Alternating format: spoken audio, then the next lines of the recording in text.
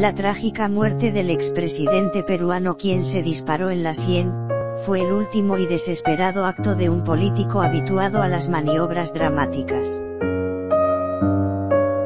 La trágica muerte del expresidente peruano Alan García, quien se disparó en la sien cuando iba a ser detenido acusado del delito de lavado de activos, ha sido el último y desesperado acto de un político habituado a las maniobras dramáticas.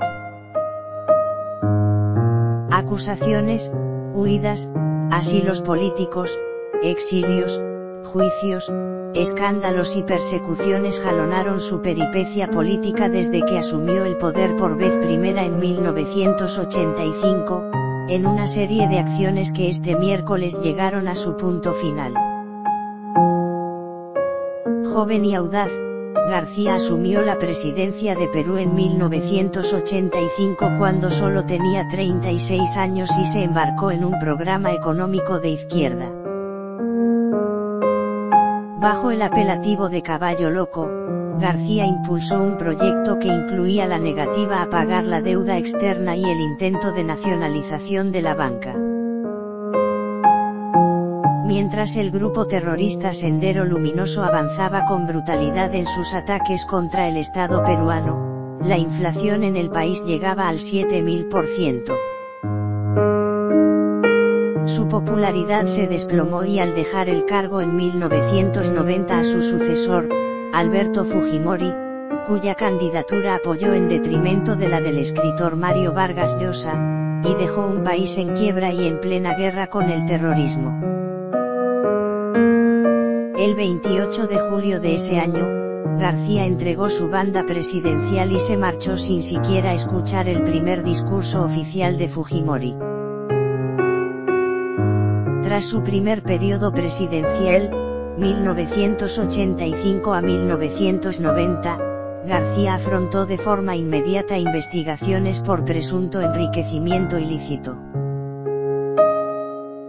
En 1991 se le retiró el fuero que lo protegía de investigaciones fiscales en su calidad de expresidente y senador, pero le fue restaurado en marzo de 1992 después de que no se encontraran pruebas suficientes en su contra.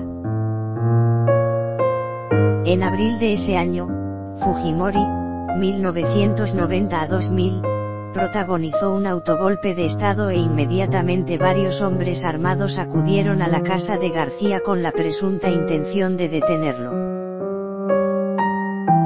García huyó por los tejados vecinos y se ocultó durante varias semanas antes de entrar en la Embajada de Colombia en Lima, tal como había hecho muchos años antes Víctor Raúl Haya de la Torre, el fundador de su partido, y solicitó asilo político. El gobierno de César Gaviria le concedió protección y finalmente obtuvo un salvoconducto que le permitió volar rumbo a Bogotá en un avión de la Fuerza Aérea Colombiana.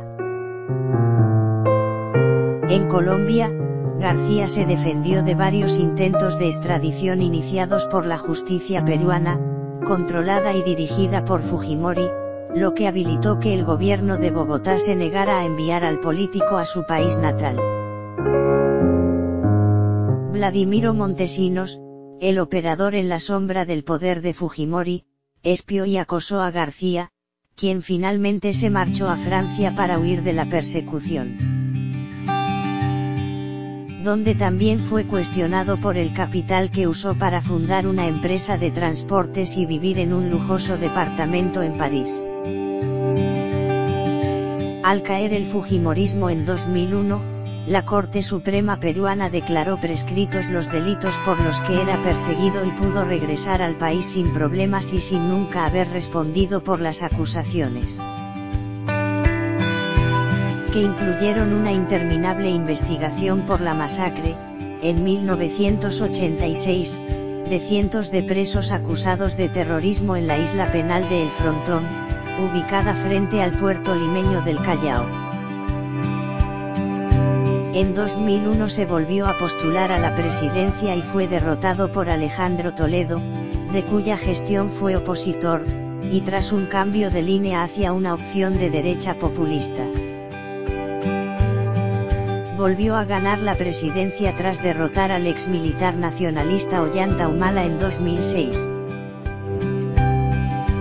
Tras un gobierno con muy buenos indicadores económicos, pero que no estuvo exento de polémicas, entre ellas por la muerte de 10 indígenas y 23 policías en un violento enfrentamiento producido en la ciudad amazónica de Bagua. Buscó un tercer periodo en 2016, pero obtuvo un sonoro fracaso, con apenas un 5% de los votos, por lo que comenzó a compartir su domicilio entre Madrid y Lima. A finales de ese año, Marcelo Odebrecht confesó que durante años pagó millones de dólares a altos funcionarios peruanos para adjudicarse obras públicas, entre ellos a jerarcas del gobierno de García. Poco a poco fueron cayendo figuras vinculadas al presidente, en un círculo cada vez más próximo y estrecho, y la Fiscalía abrió formalmente una investigación en su contra. El 17 de noviembre de 2018 García volvió a Perú desde Madrid para declarar en el marco de las investigaciones y fue sorprendido cuando el fiscal anunció que sería investigado por colusión agravada y lavado de activos. Ese mismo día, un juez decretó un impedimento de salida del país durante 18 meses para García, quien el 18 de noviembre ingresó en la residencia del embajador de Uruguay en Lima para pedir asilo a su gobierno. Con él argumentó de que era un perseguido político, pero finalmente su solicitud fue rechazada. Expresidente de Perú Alan García, el caballo loco, que terminó impopular y arrinconado por la corrupción. Padre de 6 hijos de 3 relaciones diferentes, también tenía un nieto. Gobernó 2 veces.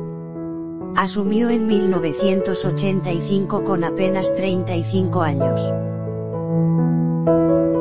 Patria querida, dame un presidente como Alan García, eran las pintadas que abundaban en Buenos Aires en 1985.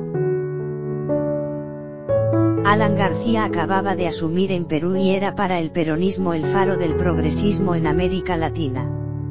El presidente más joven de la región asumía con 35 años. 34 años después, aquella promesa se volaba la cabeza de un tiro en su casa de Lima, perseguido por la justicia en la causa Odebrecht. Alan García fue 2 veces presidente. Murió en el hospital este miércoles. Y fue uno de los estadistas más hábiles de Perú, experto en resurrecciones políticas, hasta que a los 69 años se vio acorralado por las ramificaciones de la red de corrupción Odebrecht que salpicó a otros 3 exmandatarios peruanos. En sus horas finales, García se debatió entre la vida y la muerte en un hospital de Lima, tras dispararse el tiro en la cabeza en momentos en que era detenido. Muchos recordaban su capacidad de sobrevivir y pensaron que esta sería una de esas veces. Pero esta vez no pudo.